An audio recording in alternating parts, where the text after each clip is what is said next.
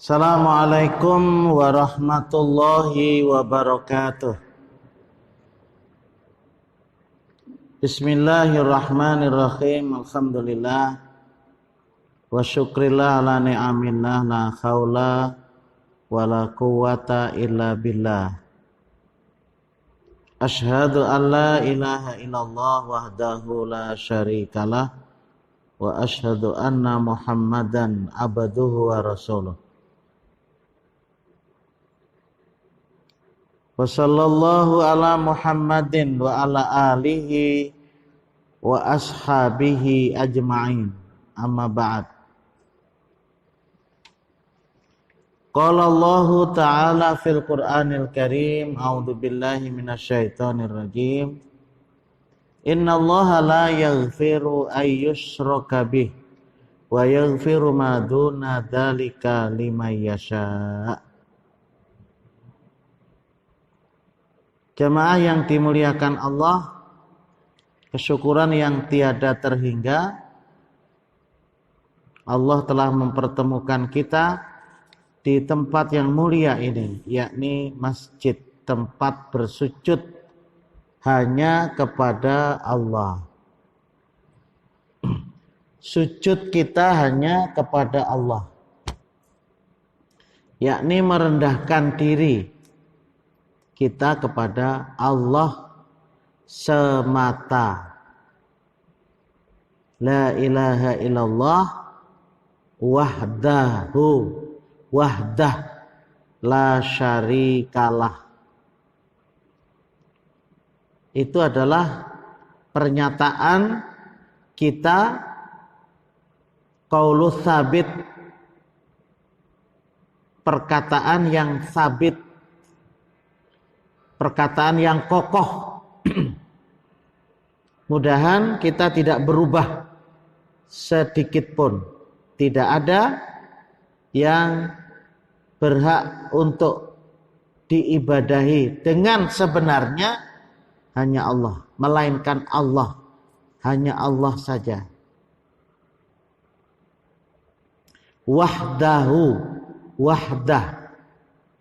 Wahdah itu dari wahidun, ahad, satu, esa. Artinya Allah itu keadaannya adalah esa. Hanya Allah, tidak ada yang lain. La syarikalah. Kita sudah mengatakan hanya kepada Allah, tidak ada yang kita ibadahi, tidak ada yang kita takuti, hanyalah Allah semata. Esa bagi Allah. La syarikalah, tidak ada serikat, tidak ada sekutu, tidak ada yang menyamai Allah, tidak ada yang tidak menduakan Allah. Jadi makanya kita kalau berdoa ya kepada Allah, tidak melalui wasaid, tidak melalui perantara. Sebab nanti ada Pak yang kalau ia melakukan berdoa itu rasanya kada nyaman kalau tidak melalui ya. Rasanya kada nyaman kalau tidak ada yang mewasilah, mentawasul, itu nah. Sebagai jembatan, perantara. Ada yang seperti itu.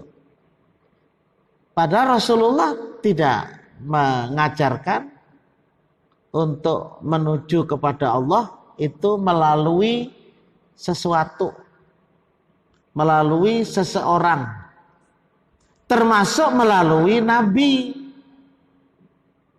Tidak ada Rasulullah mengajarkan, sahabat, kalau ikam berdoa kepada Allah, ingat kepadaku dulu. Memang kita bersolawat, tapi solawat itu mendoakan kepada Allah untuk Rasul. Andaikan orang tidak bersolawat nggak mengapa ketika berdoa itu. Orang solawat itu kan wajib ketika sembahyang, Mbak. Ketika kita sembahyang ya, at-tahiyat itu wajib, bahkan sebagian ulama mengatakan rukun. Ya, selain daripada itu nggak ada yang wajib. Tetapi walaupun tidak ada yang wajib, kalau itu memang sunnah Rasul ya tetap kita kerjakan gitu. La syarikalah itu begitu, Pak. Tidak menserikatkan Allah. Nah, ini ada yang bertakon tentang hari ini itu arba mustamir. Hari ini itu arba pungkasan. Hari ini itu kalau orang Jawa Rebo Wekasan. Rebo terakhir di bulan Safar.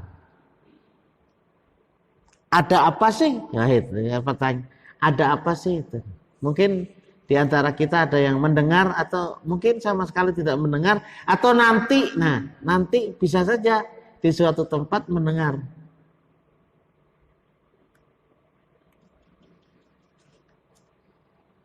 Karena apa? Karena di antara kita, di antara manusia ada anggapan, ada keyakinan yang keliru, di mana terjadi bulan Safar ini adanya sebuah hari yang diistilahkan dengan arba mustamir, arba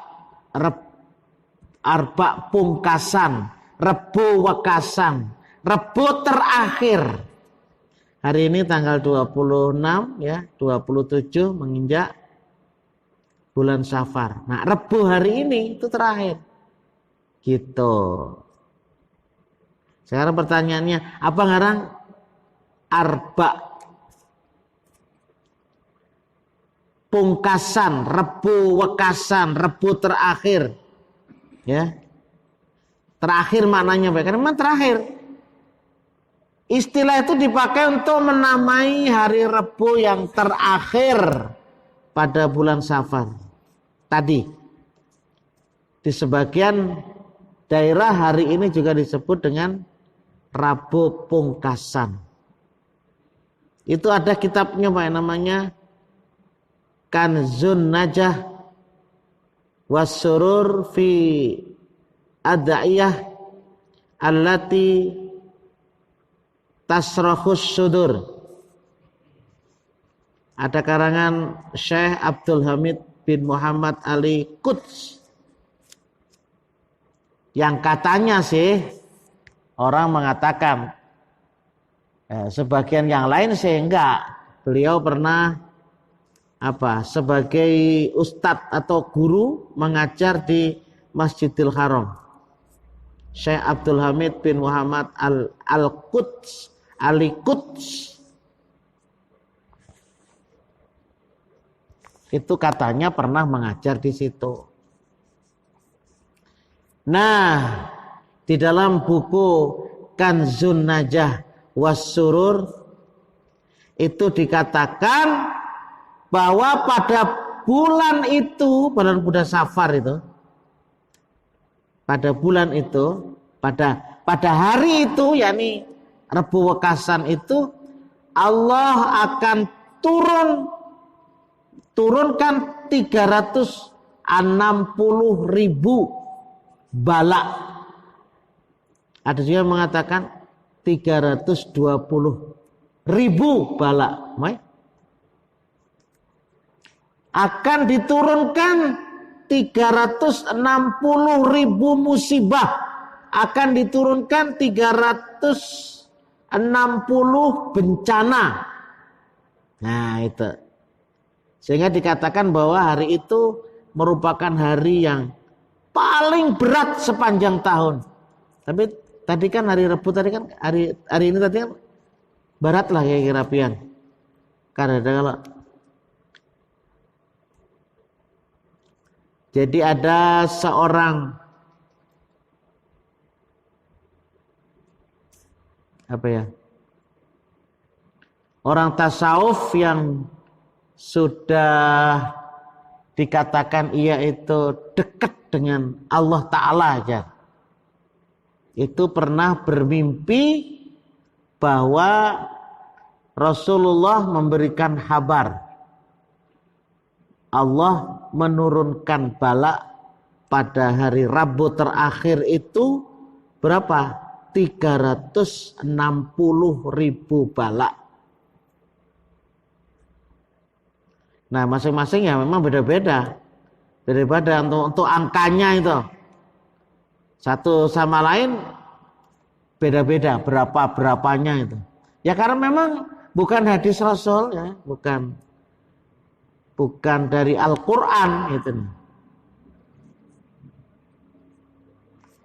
Oleh sebab itu maka apa? Tidak pas. Bahwa kita itu ditimpakan kepada kita bala itu iya, Pak.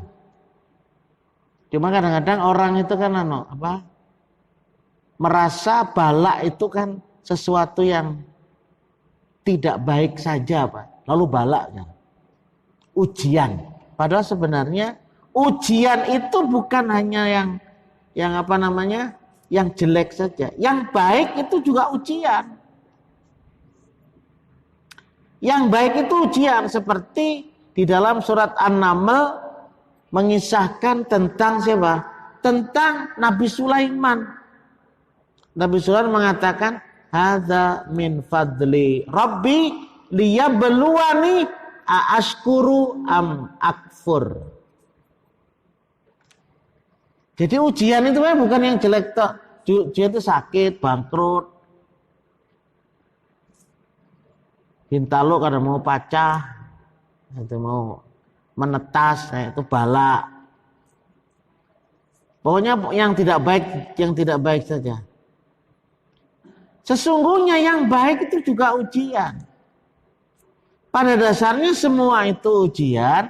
Apakah kita itu bisa taat atau tidak, kan itu ya urusannya itu.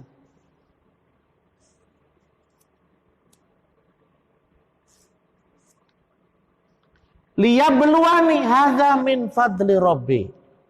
Ketika itu kisahnya ada bangsa jin namanya jin Ifrit itu mampu untuk mengangkat dalam 1 detik. Apa? 1 detik ya. Satu saat, 1 detik. Orang berkedip tuh. Kenapa? Ketika itu Nabi Sulaiman mendengar kisah burung hudhud. Jadi burung hudhud itu terbang kemana-mana, lalu melihat sebuah kerajaan yang dipimpin oleh Ratu Bulqis, Raja Saba. Kemudian ketika Nabi Sulaiman mengumpulkan semua bala tentaranya, termasuk binatang-binatang, termasuk juga makhluk jin, itu ngumpul yang sudah ditundukkan oleh Allah. Ketika itu burung hudhud itu agak lambat. Lalu ditanya oleh Nabi Sulaiman kenapa lambat. Lalu yang menceritakan di sana jauh ada seorang ratu yang ia merajai kerajaan Saba. Ia memiliki kekayaan yang luar biasa, termasuk memiliki istana. Istana itu kalau bahasa kita rumah yang indah itu istana. Kalau di Banjar itu ada istana kambing. Nah, itu orang berjual kambing untuk akikah lawan untuk korban. Lalu diberi nama istana kambing. Baunya makam. Jangannya di sini ada juga istana itik. Wah, itu Ini kandang katia kandang. Istana itik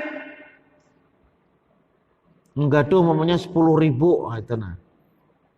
10.000 menggaduh. Tulis Istana Itik. Ayo kandang Itik. Istana Presiden di Bogor. Nah, Istana Presiden di Bogor. Lain ampun presiden wilayah ini ya, siapa yang jadi presiden itu bisa menempati itu. Nah, cuman sayangnya Pak, ujar kisah masing-masing presiden ini berisi pelindung. Pelindung dari apa? Dari jin. Dari jin. Jadi punya dukun ya, punya tabib, punya orang pintar ya, yang melindungi ya, yang melindungi istana itu. Tapi itu dari jin. Dari jin. Jadi kuat-kuatan sihir dari luar tuh, Pak. Iya. Jadi ada ritual yang seperti itu. Kabarnya yang tidak melakukan itu B.J. Habibie aja. Makanya B.J. Habibie itu kena balak kena balak, yakni kalah di dalam referendum Timor Leste, Timur Barat. Tapi memang waktu itu B.J. Habibie itu memang memperhitungkan kadada untungnya kayak itu nah. Ada untungnya mau umpat tekan Timor Leste, malah kalau dihitung-hitung Pak bangkrut gitu nah. Cuman Presiden Soeharto waktu itu ya, karena ingin memproteksi negara Indonesia ini jangan sampai kena penyerangan dari Australia, lalu itu perlu gitu nah dikuasai. Ya masing-masing ada segi politik dan sebagainya. Oh, itu ada Pak, diproteksi seperti itu. Ada Ada kekuatan dari jin yang melindungi istana itu. Kalau kita kan enggak boleh kita Pak. Kita enggak boleh. Ada raja, ada syarat apa, syirik Pak itu. Oh, sembahyang enggak diterima itu kalau ada punya rumah kemudian di dalamnya itu sengaja ditempati jin. Wah enggak sengaja ditempati jin ya, kalau kita enggak menghalau rumah itu dengan berbagai macam bacaan, itu bisa berdiam di rumah jin itu. Yang pertama, rumah itu tidak pernah kita membaca Al-Quran. Yang kedua, tidak pernah dipakai untuk sembahyang. Rumah itu dipakai untuk sembahyang, Pak. Sembahyang sunat maksudnya. Zayyinu buyutakum bis-salati wa qiraatil Qur'an. Wala taj'alu buyutakum maqabir, kayak itu nah. Hiasilah rumah kamu itu ya. Apa hiasannya di dalam rumah itu? Bis-salati, melaksanakan sembahyang. Rumah itu melaksanakan sembahyang. Sembahyang apa? Sembahyang sunnah. Kalau sembahyang wajib harus diusahakan dilaksanakan di masjid. Itu sembahyang wajib. Utamanya subuh.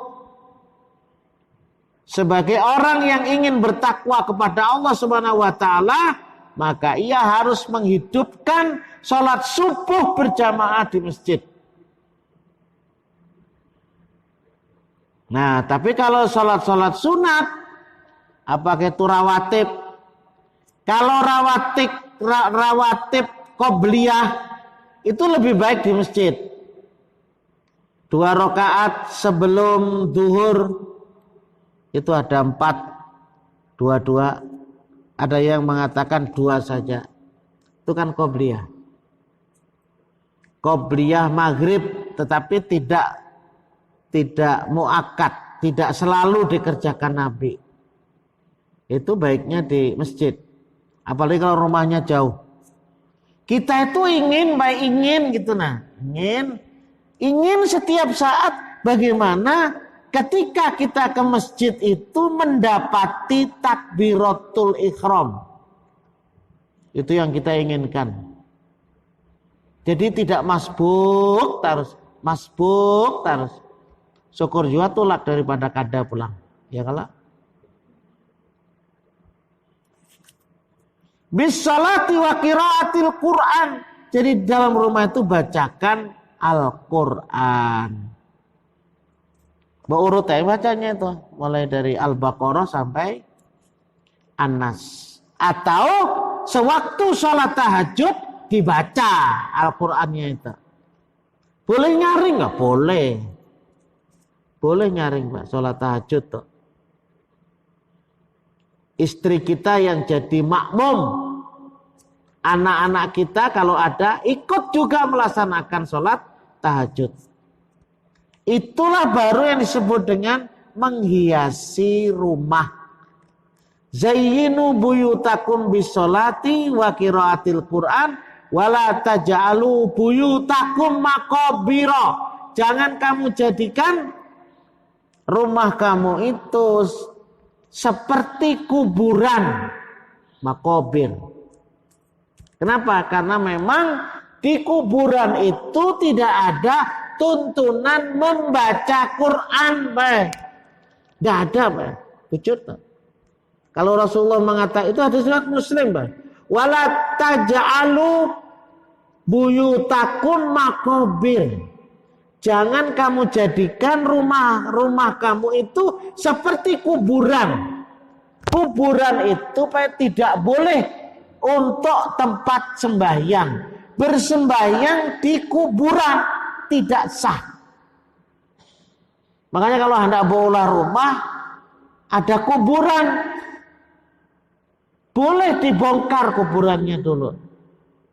Dipindah, boleh. Tapi kalau tidak dipindah, Pak, tidak sah. Dibongkar dulu.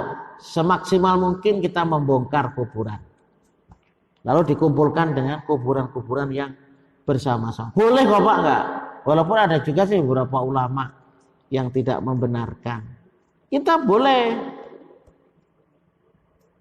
Ada pertanyaan tuh. Kuburan dipindah lalu tanahnya dijual. Sama yang menjual kuburan. Pas kuitan pulang kuburannya. Menjual kuburan kuitan. Memang tidak ada Pak larangan. Pindah kuburannya orang tua itu kuburan orang yang banyak. Dan kuburan itu yang bagus itu memang tidak sendirian. Yang bagus itu adalah bersama-sama. Artinya berkelompok gitu.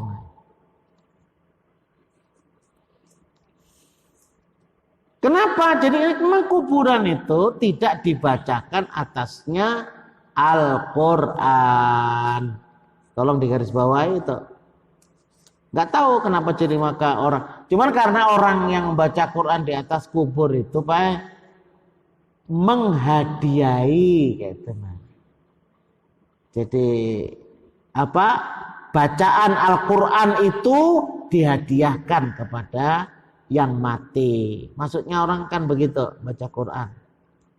Makanya kan hadis-hadis jumlahnya 17 hadis yang mengangkat tentang keutamaan surat Yasin itu Pak, ternyata keadaannya itu tidak ada yang sahih.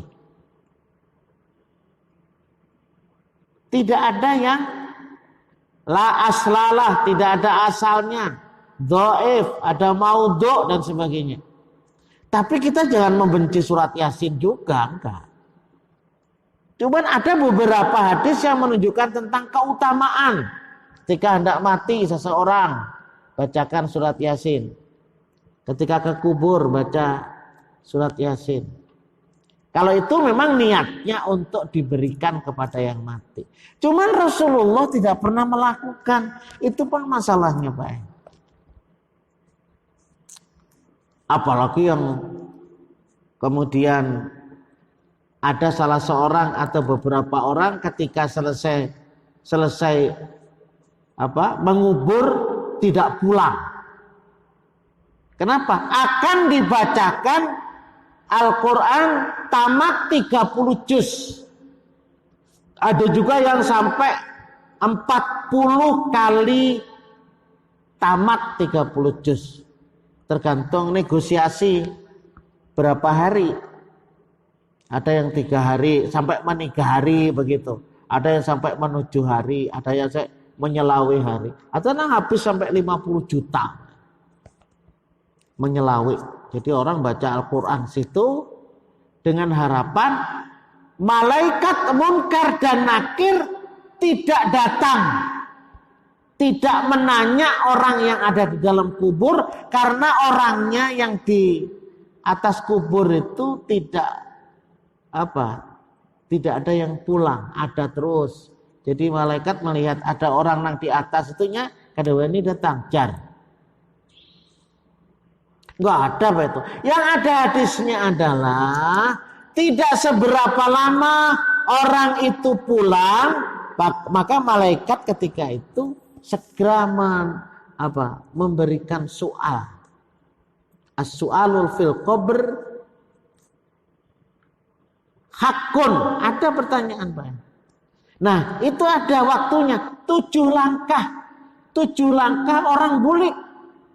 Nah, dari 7 langkah sab'atu khuttat. Jadi 7 langkah pulang dari kubur itu lalu diartikan ada yang tertinggal. Ada tinggal. Jadi tidak semuanya pulang. Kalau kita memahami Pak, 7 langkah itu bukan bujur-bujur langkah, tapi maknanya ketika orang itu selesai menguburkan, maka ketika itu malaikat sudah datang memberikan pertanyaan berbagai hal terhadap yang mati. Itu. Jadi makanya kita tidak membaca Al-Quran. Kita cukup di rumah membaca Al-Quran tanpa harus kita berikan kepada orang secara khusus, maka akan mendapatkan pahala terhadap kita yang baca, dan juga berpahala akan mengirim dengan sendirinya, atau Allah SWT mengirim kepada orang-orang yang berjasa kepada kita. Maksud berjasa itu artinya nang maulah seorang ini jadi baik. Kuitan kita bujurnya kan mau ajari ngaji, tapi ia mau ongkosi. Ya kalau kuitan kita itu memberikan makan kepada kita, maka otomatis orang tua kita mendapatkan pahala. Guru-guru kita mendapatkan dia tanpa mengurangi bacaan kita itu, gitu loh. Ya semua amal perbuatan baik kita, ya Pak ya, itu ada manfaat bagi yang mati. Tanpa harus kita yang memberikan. Itulah yang menjadi pemahaman Imam Syafi'i. Imam Syafi'i itu mengatakan bacaan tahlil itu tidak sampai kepada yang mati. Itu ujar Imam Syafi'i. Maksud tolong di sini, makanya kita tidak membaca Quran di atas kubur, apalagi secara khusus 3 hari selesai berapa juz. Tapi itu mesti ada ongkosnya Pak. Ada ongkosnya. Kalau 3 hari itu 5 juta, kalau 7 hari itu 15 juta kalau tidak salah. Kalau 25 hari itu sekitar 50 sampai 75 juta. Maksudnya, maksud kita kan gitu. Tapi orang mengatakan itu bid'ah hasanah. Bid'ah hasanah itu artinya memang Rasulullah tidak mengerjakan, tapi orang membaca Al-Quran itu baik. Itu orang mengatakan bid'ah hasanah. Nah kalau kita ini Pak, biar itu baik karena Rasulullah tidak memberikan contoh, lalu kita tetap mengatakan bid'ah dolalah gitu. Inilah bedanya. Nah kita takutan Pak. Kalau mereka bukan takutan, malah mengerjakan gitu loh. Itu pernah membedakan.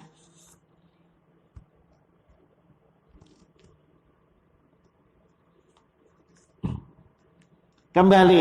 Nah jadi Oleh sebab itu, Pak ya. Nah, liyabluwani aaskur am akfur.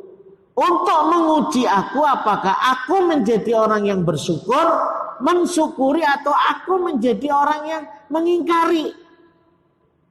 Itu Nabi Sulaiman. Begitu burung hudhud tadi menceritakan, ya, setelah menceritakan, lalu siapa yang bisa memindah istana Raja Bilqis itu kemari dalam sekejap? Itu jin ifrit itu berani, ya, dalam sekejap shoot sampai itu. Itu mukjizat lah. Itu mukjizat yang diberikan oleh Allah kepada Nabi Sulaiman. Kan begitu. Mudah bagi Allah. Mudah bagi Allah. Sampai sekarang di Babilonia itu, ya, kotanya Solomon, yakni Raja Sulaiman, itu ada bekas-bekas istana Raja Sulaiman. Ada sampai sekarang. Tapi ya tidak seperti istana yang bahari kada. Jadi banyak beberapa rumah-rumah yang dahulu dibangun oleh kaum-kaum terdahulu itu masih ada. Jabus Sokhro Bilwat itu ada juga. Nah, kembali. Nah, jadi kita ingin rumah-rumah kita itu akan mendatangkan rahmat bagi kehidupan kita. Jadi jangan lalu diisi, ya, dengan berbagai macam amalan yang ada kaitannya dengan hubungan dengan syaitan. Jangan. Supaya menjaga rumah jangan ada pencuri dan sebagainya, jangan. Jangan, tidak usah. Walaupun kita memang tidak ingin rumah kita tuh barangnya dicuri. Ya kalau piring sebuting dia hilang, ngaleh mencari. Lalu ketika itu Pak, di sebagian orang-orang kita itu siang tadi itu ada yang mandi tolak bala. Mandi. Kayak apa mandi tolak bala itu, tahu? Jadi memang mandi khusus supaya tidak mendapatkan bala. 360.000 coba Pak.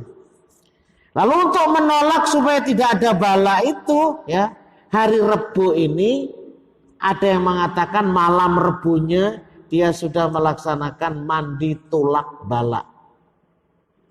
Kemudian dilanjutkan dengan mengerjakan sholat. Ada malam harinya itu. Ada yang mengatakan juga siang harinya. Yang banyak malam Pak. Malam semalam itu adakah juga? Itu sholat 4 rakaat yang diistilahkan adalah sholat sunat lidaf'il bala. Jadi usolinya itu memang usolinya aku sembahyang 2 rakaat ini untuk menolak bala. Jadi yang dikerjakan ada yang mengerjakan itu waktu duha. Jadi waktu duha tadi pagi itu adalah menggawe itu. Atau setelah sholat isyraq, ya sama. Kalau kita kan di Tarjih Muhammadiyah itu makna isyraq itu ya duha. Duha awal begitu. Tapi ada juga yang mengatakan isyraq duha begitu. Isyraq duha juga. Yang barangnya itu juga Pak. Ada yang berniat setelah terbit matahari, ya bangsa 5 menit, ya setelah terbit itu ada jadwal isyraq. Jadwal isyraq itu ya jadwal duha. Jadi 2 meter matahari di arah timur sepenggalah, nah itulah waktu duha. Ya sekitar, kalau sekarang itu sekitar jam 6-10 menit itu sudah duha. Jam 6-10 menit. Nanti bisa jam 6.30 dan sebagainya. Itu baik pada setiap rakaat membaca surat Al-Fatihah, kemudian baca surat Al-Kautsar 17 kali. Rakaat pertama, inna a'tainakal kautsar fasholli li rabbika wanhar inna syani'aka huwal abtar. Kemudian surat Al-Ikhlas 50 kali. Coba. 50 kali. Tidak ada dasarnya dari sunnah Rasulullah, nggak ada, Pak. Jadi tidak bisa juga dikatakan hadis dhaif. La aslalah, jadi tidak ada asalnya. Apalagi dikatakan hadis maudhu'. Ada yang mengatakan ini hadis maudhu', hadis palsu yang tidak pernah dikerjakan Rasulullah. Cuma ya tadi itu Pak, orang meyakini bahwa baca inna atau inna kan baik. Baca qul huwallahu ahad kan baik. Masa ditentang-tentang. Kita tidak menentang, itu urusan orang, Pak. Bahwa itu tidak ada sunnah Rasul itu yang penting. Dan kita tidak mengerjakan. Walaupun itu kan kita sudah biasa sembahyang duha. Sembahyang duha adalah sembahyang yang mampu untuk menyuburkan iman kita. Itu sholat duha. Minimal 2 rakaat Minimal 2 rakaat, Pak. Karena ia mampu untuk mensedekahi 360 sendi. Itu berarti menunjukkan bahwa kita itu ingin menyuburkan iman kita. Coba luar biasanya, Pak. Ada yang mengatakan 5 kali, kemudian membaca surat Al-Falaq, An-Nas, masing-masing 1 kali. Ketika salam, membaca sebanyak 360 kali dari ayat yang ke-21 surat Yusuf. Wallahu ghalibu ala amrihi walakin aktsarun nasi la ya'lamun. Itu membacanya 360 kali setelah sembahyang. Lalu ditambah dengan bacaan yang disebut dengan Jauharatul Kamal. Jauharatul Kamal. Tahu bacaannya kayak apakah? Jauharatul Kamal. Kemudian membaca surat As-Saffat, ya, surat As-Saffat ayat 130, ayat 180 dan 182. Dilengkapi pula dengan air salam, air yang menulis di sana dengan tulisan Rebo Pungkasan. Kemudian dimasukkan ke dalam sumur, ke dalam bak kamar mandi, di tempat penampungan yang lain, kemudian didoai. Nah, didoakan dengan doa yang berbagai macam hal.